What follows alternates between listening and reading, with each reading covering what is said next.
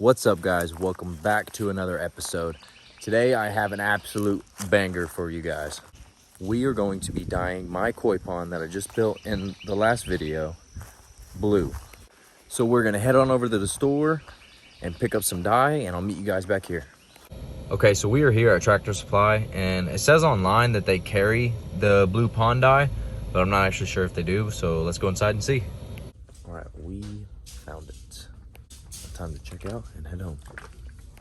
All right, guys, so we got the pond dye, and this stuff is pretty cool. It's called Blue Bayou, and I've read a few reviews on it, and it seems like some pretty legit stuff. So we're just gonna have to see and test it out and see how it looks. But before we do that, we're gonna head on over and check on all of our fish tanks. All right, so we are here to check on the Cichlid tank. And this might just be my opinion, but it looks phenomenal. Look at all these pretty babies. Got some convicts, some new convicts actually. Those aren't the original pair. The original pair are these two right here, and they actually had a bunch of babies. They're all over the place.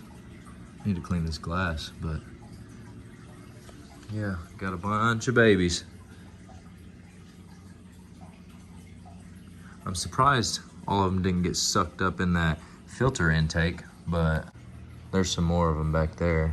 You can see them all along the rocks back there. And then you got Dad right here just protecting them.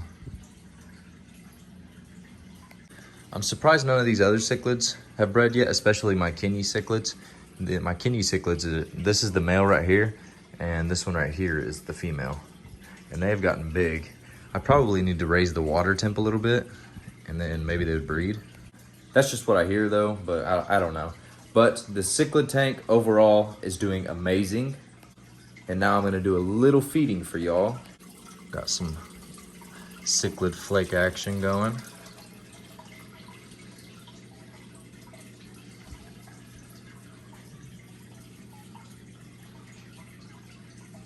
I'm gonna drop them a few pellets in. And this guy right here, he's a rock cribbensis, I think that's how you pronounce it. And he loves these pellets. Watch this. Check this out. You can just drop them right in front of his face. And he goes nuts for them. He loves them.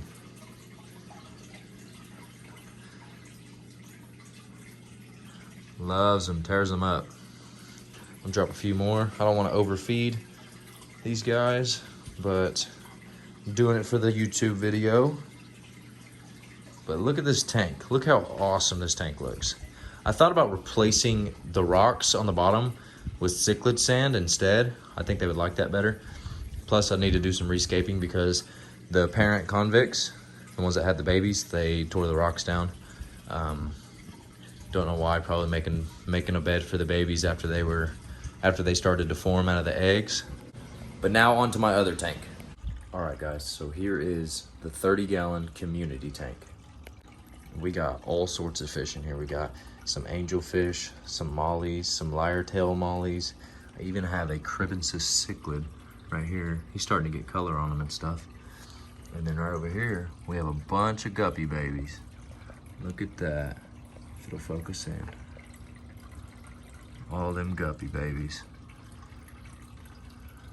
And those are a mix between this one right here and where's the other one?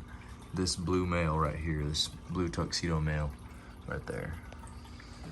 And then also in this skull is probably about a 3 or 4 inch crawfish.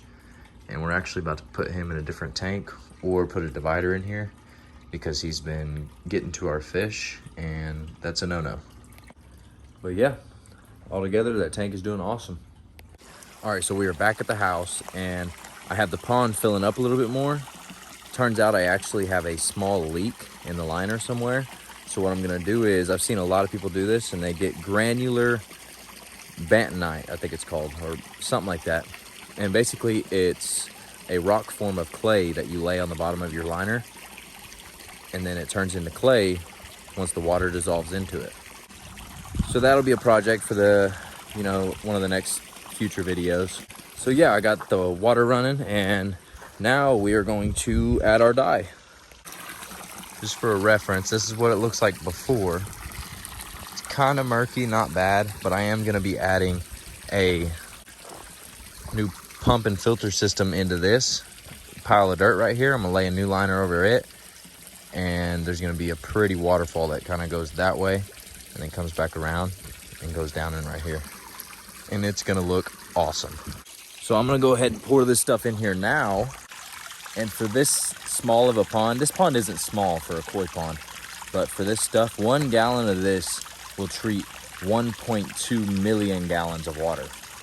So all I need is like just a tiny, tiny bit.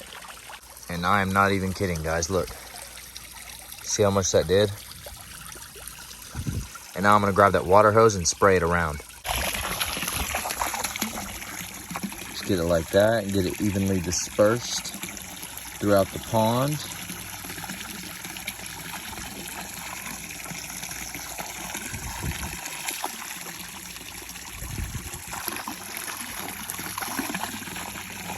We're gonna check back in on this in a few minutes. All right, guys, this water is blue. Let me tell you, when I say blue, I mean blue. It's kind of hard to see on camera. Right here's a good angle of it, and you can see it.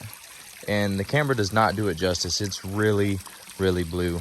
I do have my goldfish and koi in here, but when I transferred them over here, they were kind of shocked.